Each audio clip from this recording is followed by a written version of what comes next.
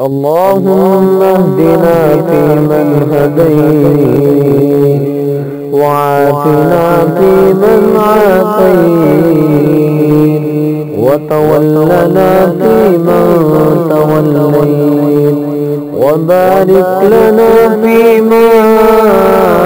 أعطيت، وقنا شر ما قضيت، فإنك تقضي ولا يقضى عليك،